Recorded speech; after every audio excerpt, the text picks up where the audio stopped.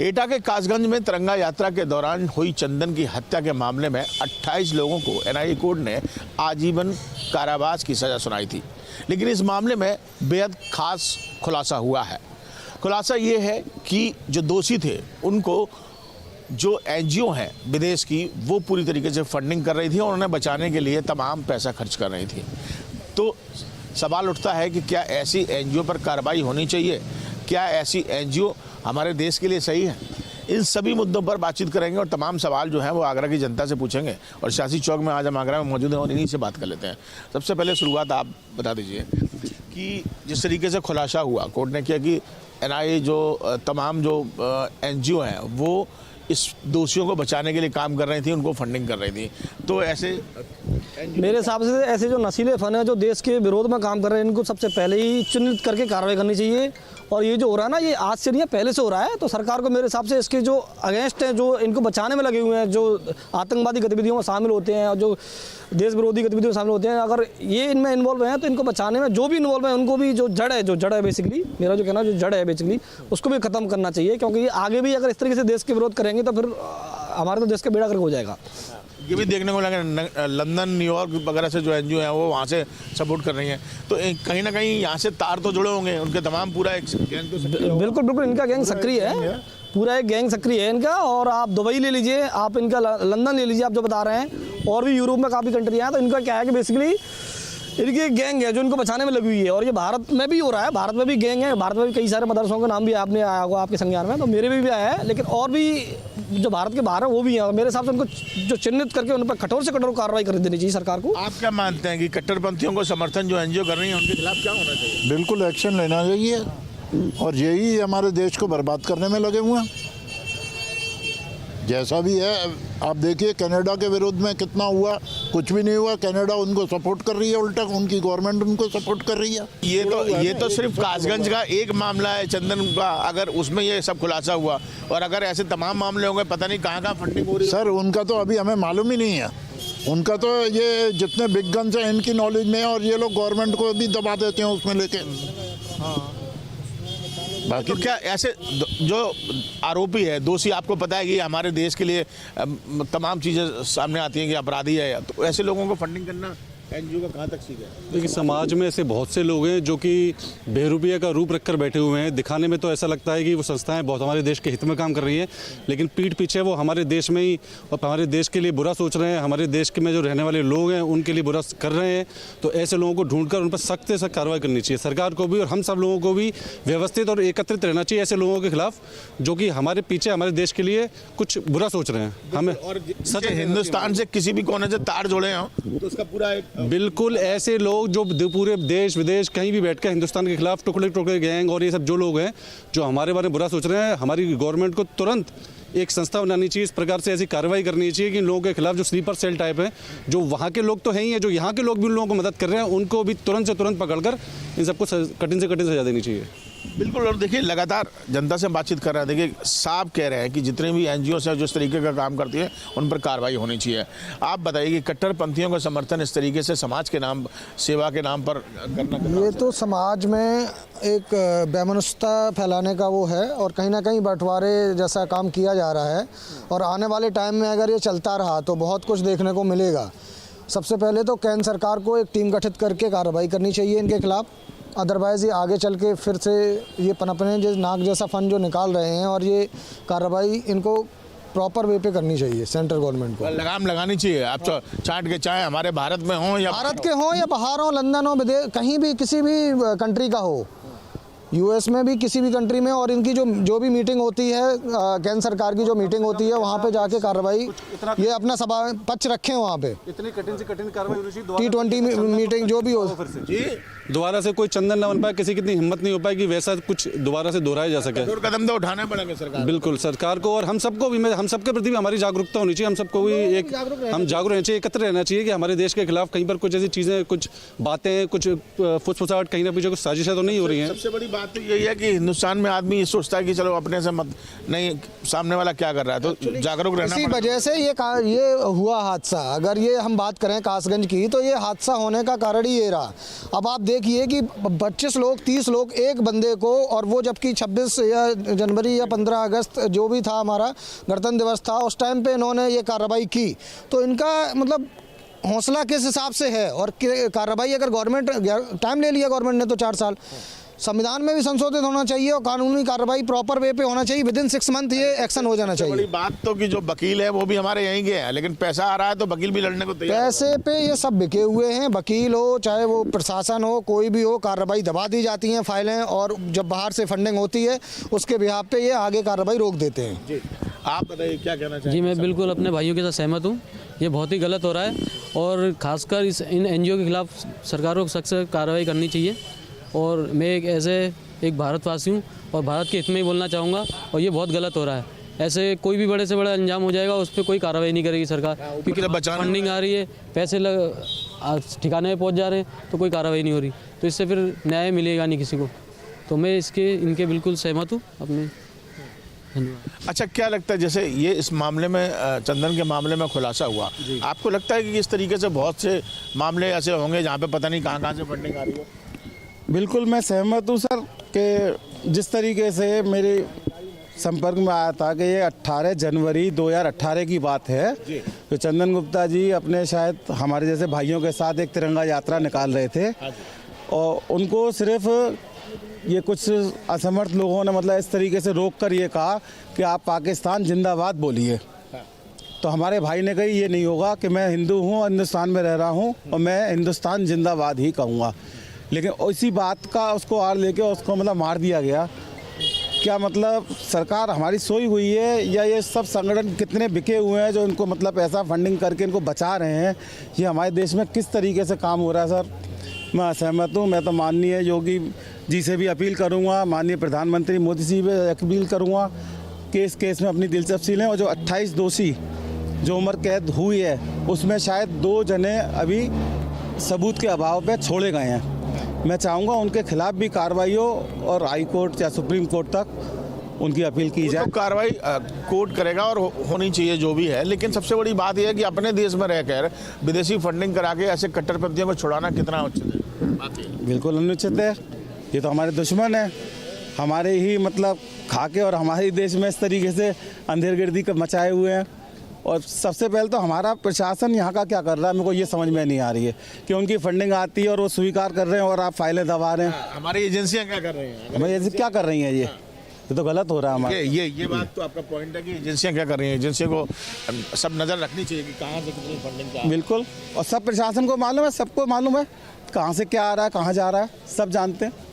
चलिए सब आप भी बता दें। हाँ मेरे भाई बोल चुके हैं, वो बात सही है। एनजीओ के खिलाफ कार्रवाई होनी चाहिए, जितनी भी ऐसी एनजीओ जितनी भी एनजीओ है। कोई सरकार से क्या अपेक्षा रखते हैं आप? सरकार से ये कहूँगा कि इन लोगों को पकड़ें, इन लोगों को कड़ी से कड़ी कार्रवाई हो उनके खिलाफ।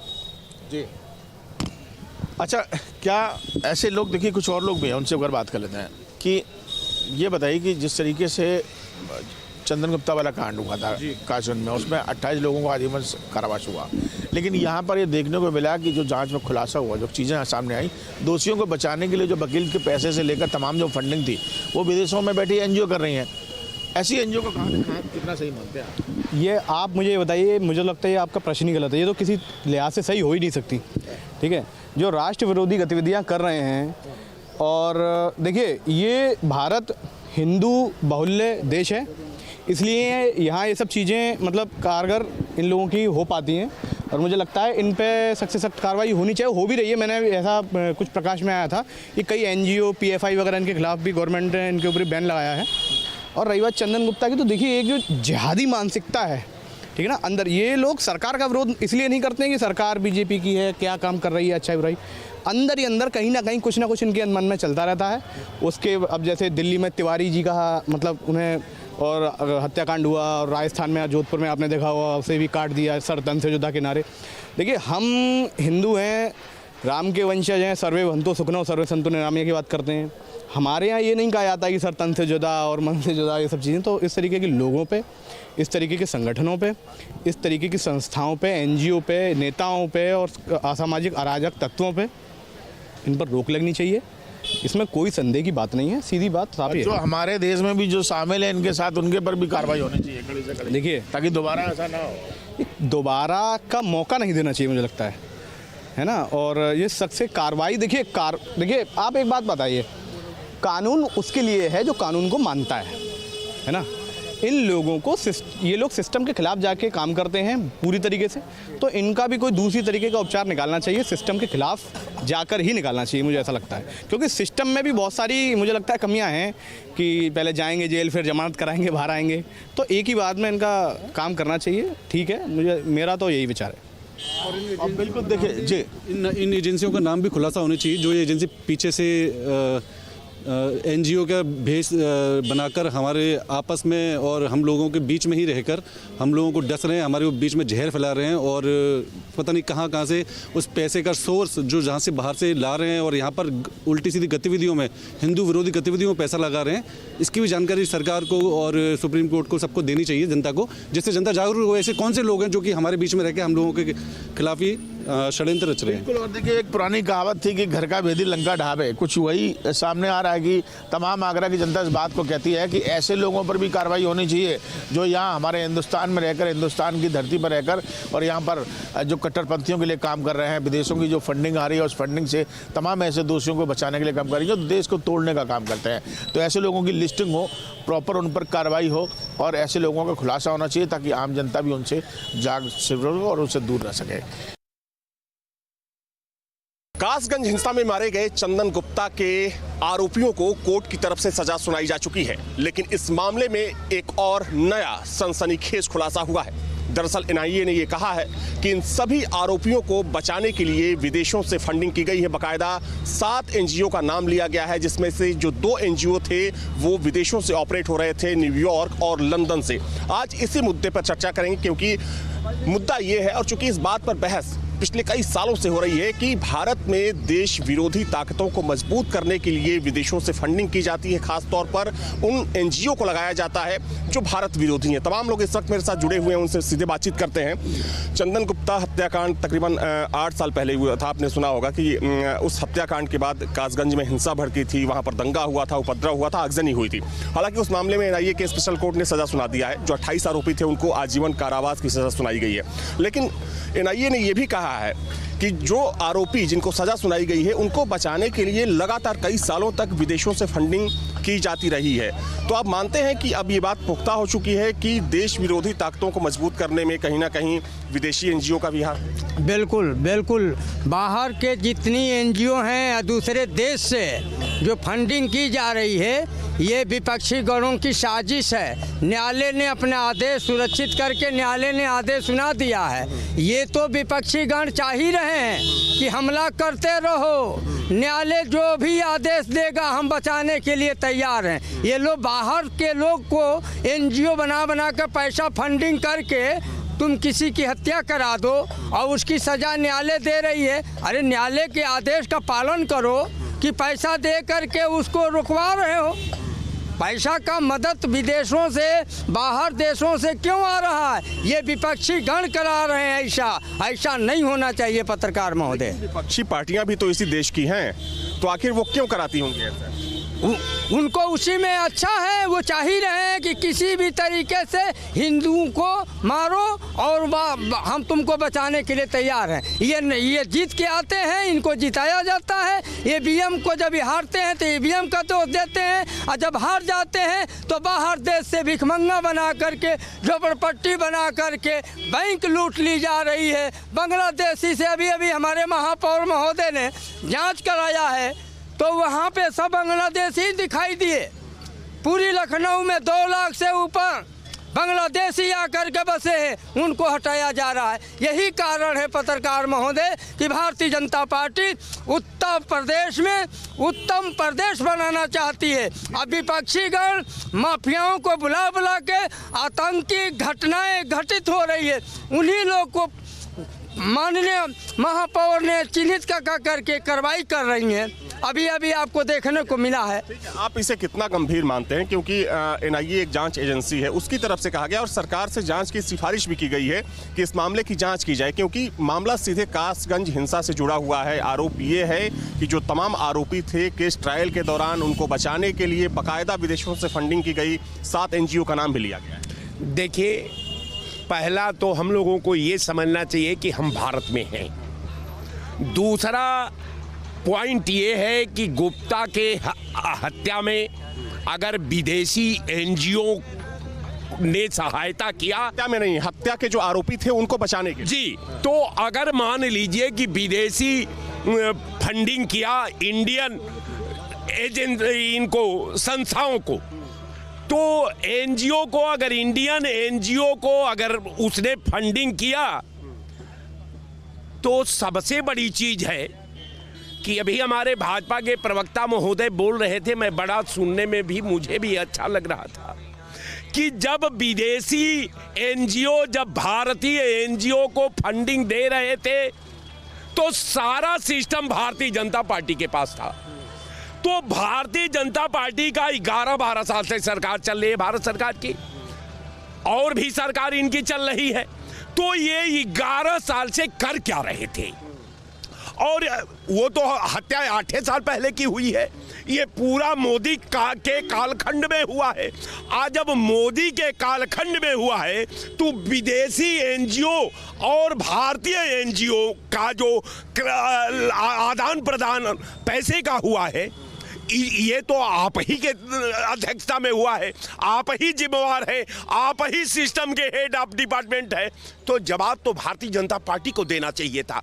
लेकिन कहने का मतलब ये है कि बीजेपी की नाकामी की वजह से ये बिल्कुल, बीजेपी केवल एक मिशन पर काम करती है साहब, उसका मिशन ये है कि भाजपा ही हिंदू है, भाजपा के हिंदुओं को देश से खतरा लग रहा है। तो जिस संस्था को इसी देश में, इसी देश के लोगों से खतरा है, आप समझ सकते हैं कि वो प्रशासन का क्या शक्ल होगा, वो व्यवस्था का क्या शक्ल होगा, वो विधि विधान का क्या शक्ल होगा। इनको केवल टालने की आदत है, इसी तरह कर। और भी लोग हैं। आप लोग कहाँ से हैं? लखनऊ से हैं? नहीं, हम दिल्ली से हैं। अच्छा, दिल्ली से हैं। हम लोग बात कर रहे हैं विदेशी फंडिंग की। आपने कासगंज में जो हिंसा हुई थी, चंदन गुप्ता नाम के एक युवक की हत्या कर दी गई थी, आपने सुना, उसमें एनआईए की जो स्पेशल कोर्ट है उसने 28 दोषियों को आजीवन कारावास की सजा सुना दी।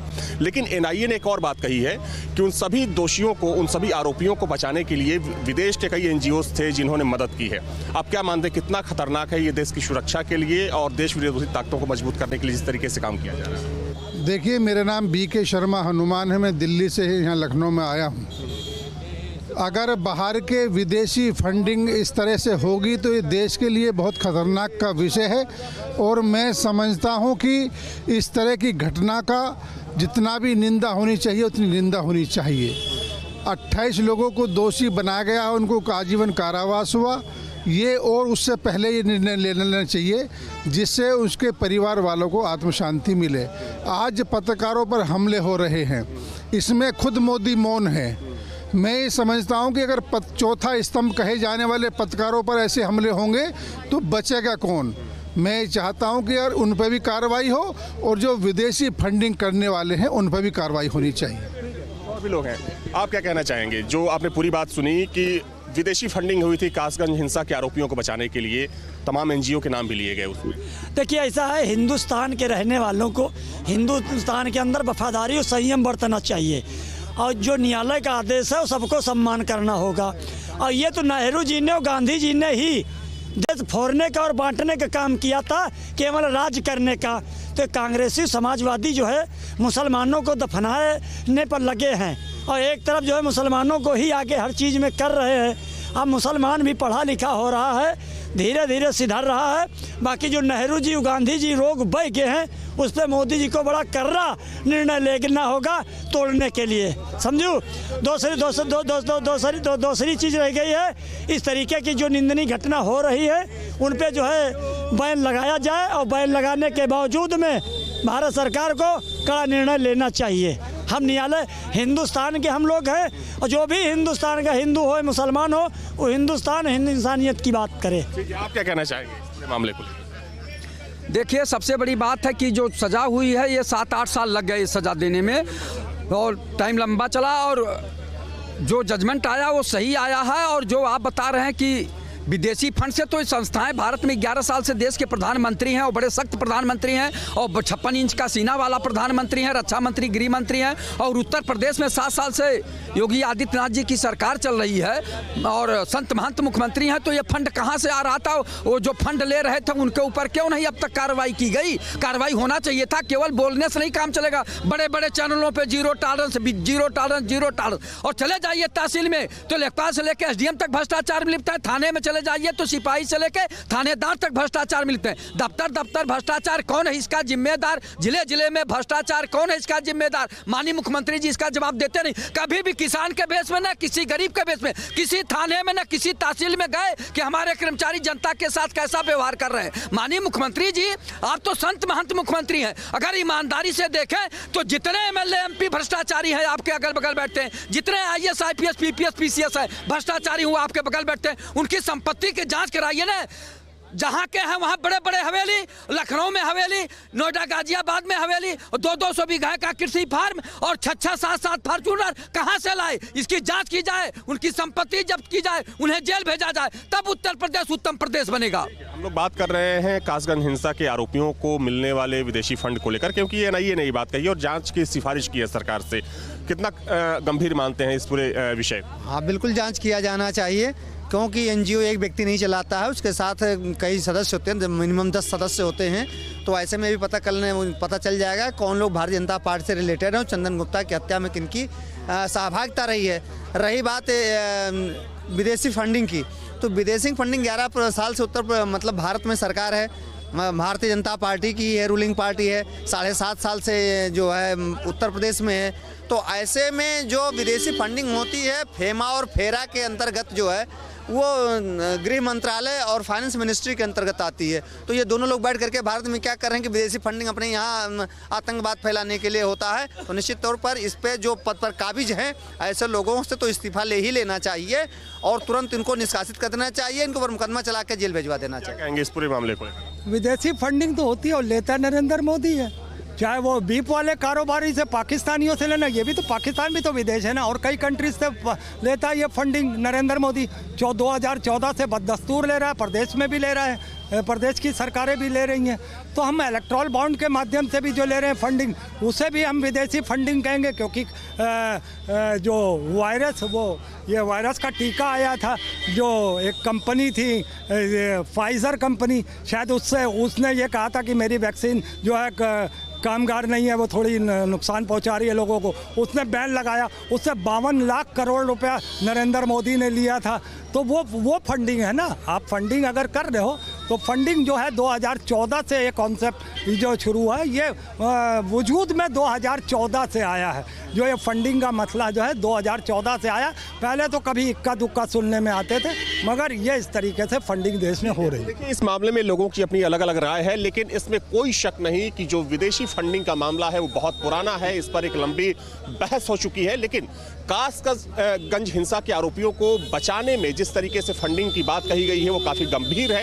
हालांकि एनआईए ने सरकार से जांच की सिफारिश की है। अब अगर सरकार इस पूरे मामले की जांच कराती है तो हो सकता है कि इस पूरे मामले से जुड़े कुछ और नए खुलासे सामने आए।